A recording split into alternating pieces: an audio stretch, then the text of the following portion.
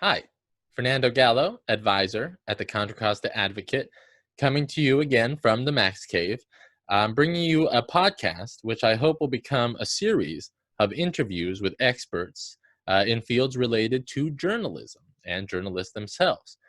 My first guest is going to be my friend Jordan Guinn, who's going to join me in a few moments. And you might say to yourself, wow, you bring your best friend to do an interview. That sounds fun. As you'll find out in a moment, he's well qualified to speak on a number of topics. But first, a correction. I was given the wrong information. I don't know if that's actually true. I might have just messed it up myself. But we are not starting on September 12th. It is actually September 21, September 21st is when the Advocate is going to begin with distance learning. So I hope to see you there. But first, you should learn a little bit about my friend, Jordan Guinn. I like to brag that I only have interesting friends, but it still probably seems pretty suspect when I announce to my journalism students that my best friend Jordan Guinn will be a guest speaker. I'm sure we'd all like to bring our friends to work with us and be paid for the privilege, but do not underestimate my best friend. I first met Jordan Guinn at Sacramento State in 2007 when we were both in the sports department at the State Hornet newspaper. As the legend goes, Jordan was wearing Giants gear and I had an A's shirt on. We talked trash to one another immediately, and it has been true love ever since. After college, I went to grad school at UC Berkeley, and Jordan went to work as a reporter. In 2010, we briefly worked together again at the Lodi News Sentinel, my hometown newspaper. When I left the Sentinel, Jordan took over my beat, crime and public safety. It was a perfect fit.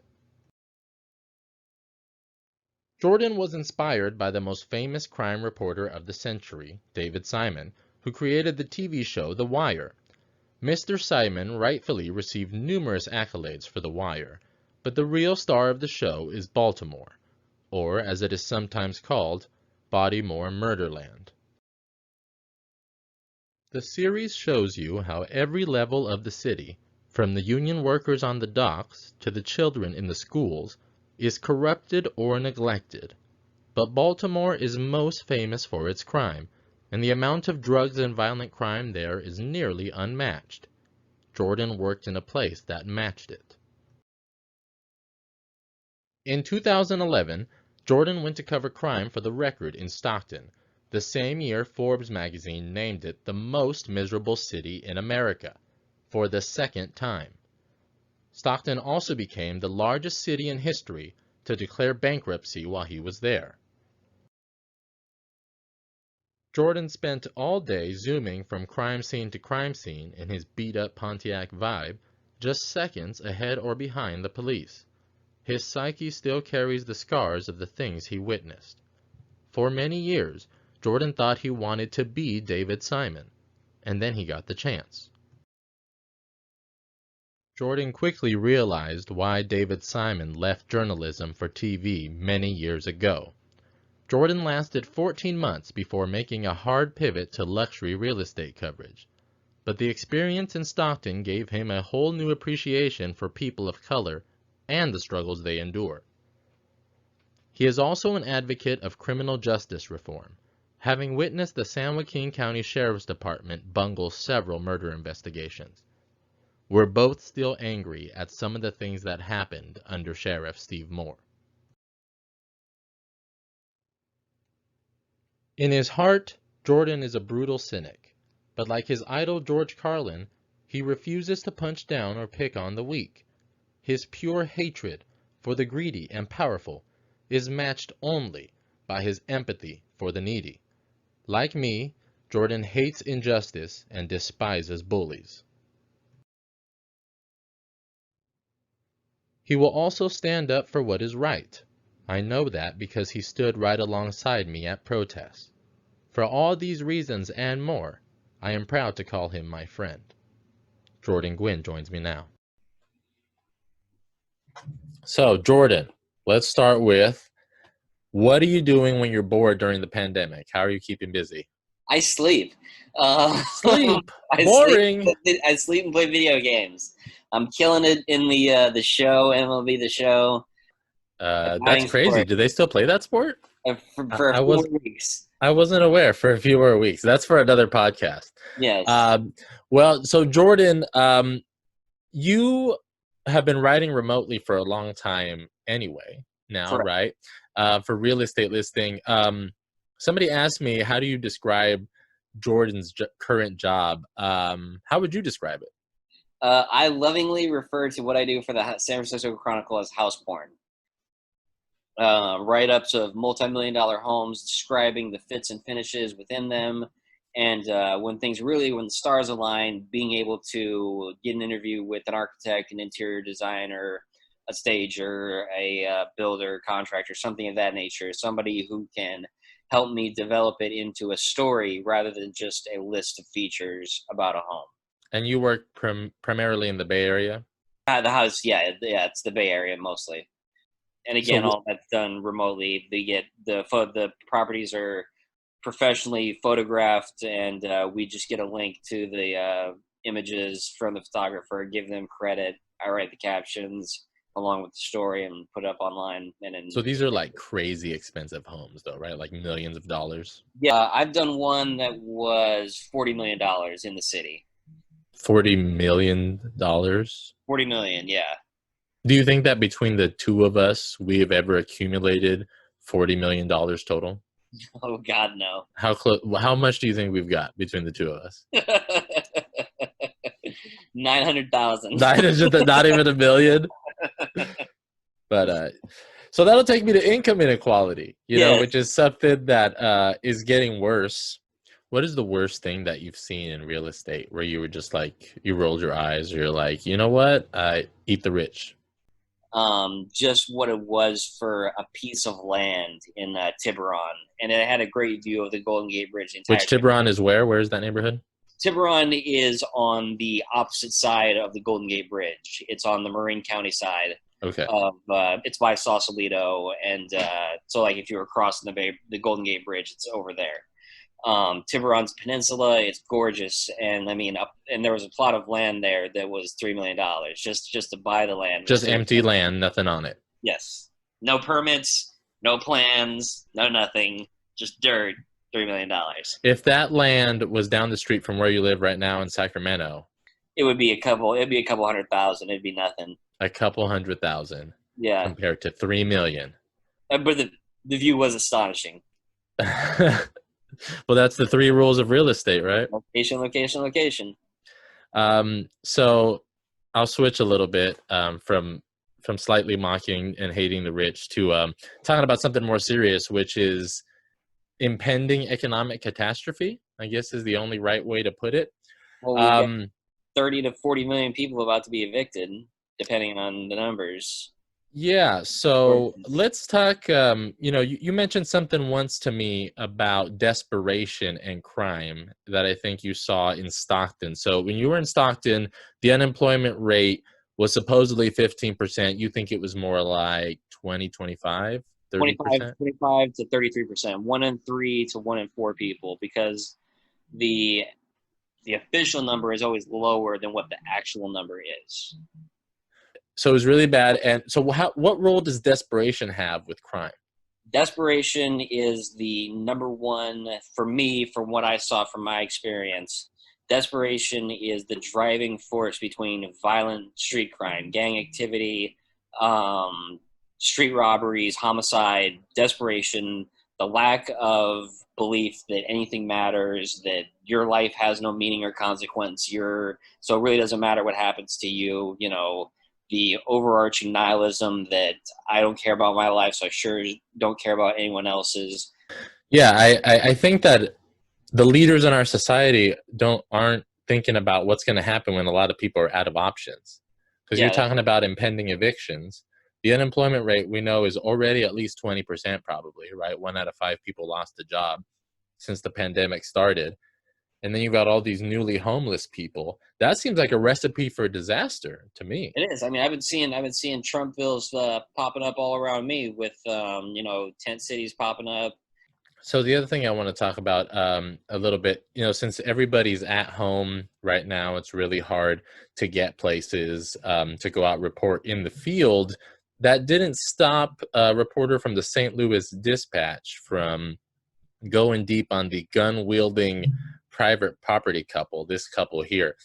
These are the McCloskeys, Mark and Patricia McCloskey. And I do want to give a shout out to the reporter, Jeremy Kohler, did an exceptional job here of really getting people kind of with their own track records. So let's go back a little bit. This couple, they pulled these guns on their property because they felt threatened by protesters who were marching in front. Nobody went into their home.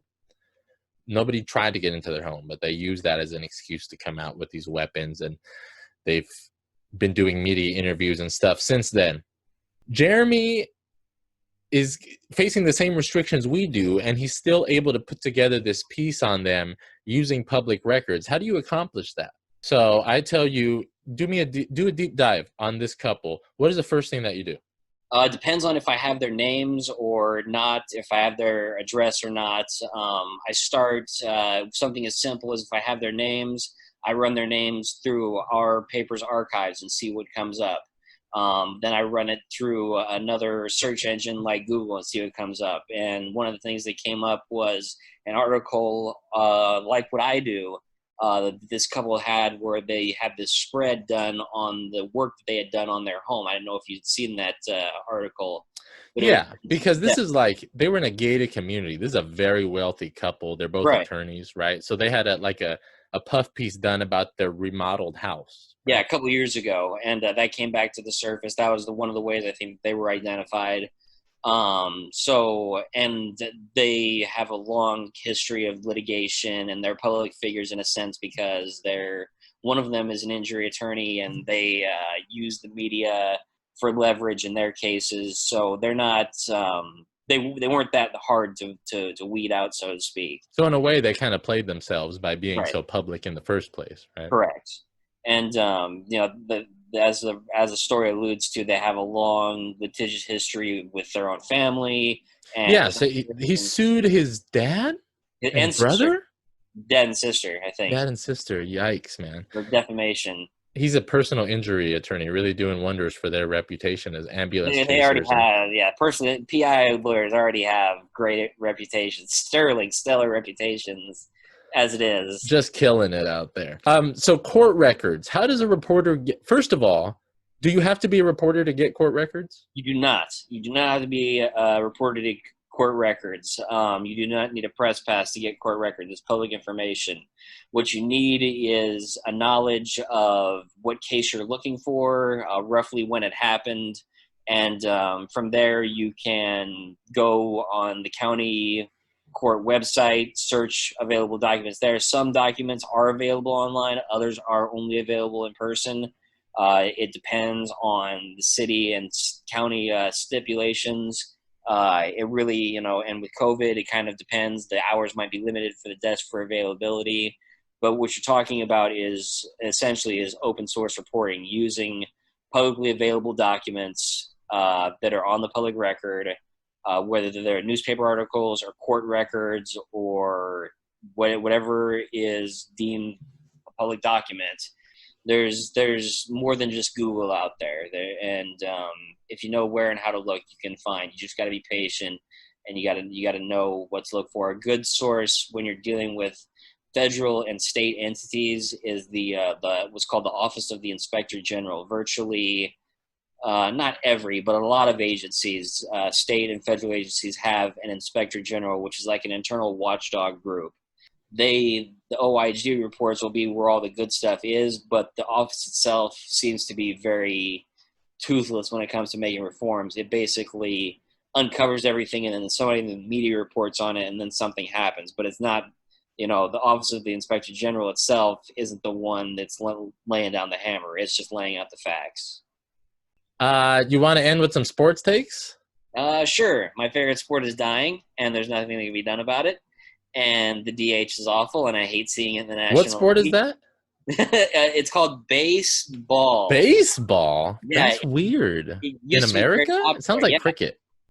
The reason I bring up the sports takes, not just because we both like sports, but we are OG podcasters, man. We did podcasting back in 2007. Do you remember being that young?